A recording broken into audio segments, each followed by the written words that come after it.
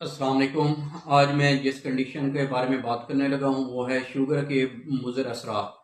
अब काफ़ी सारे ऐसे पेशेंट होते हैं जिनको जो शुगर होती है, तो शुगर की वजह से काफ़ी सारे उनके अंदर जो है ऐसी कंडीशन आ रही होती है जो कि उनके लाइफस्टाइल को जो है वो डिस्टर्ब कर देते हैं। तो फर्स्ट वन इसके अंदर हम देखते हैं कि कुछ फीमेल ऐसी होती हैं जिनमें को शुगर के दौरान जो है लिकोरिया का स्टार्ट हो जाता है और उसके साथ उनके जो मेंसेस होते हैं बहुत ज़्यादा पेनफुल होते हैं और उसके साथ ही जो है उनके मुंह के अंदर जो है वो अल्सर्स बन जाते हैं। तो ऐसी जो फीमेल होती है उनकी जो मेडिसिन बनती है वो एब्रोमा एगस्टा है।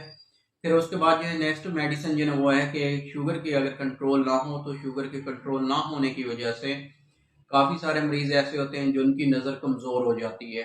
तो ऐसे मरीजों की जो मेडिसिन है वो एसिड फास्ट बनती है।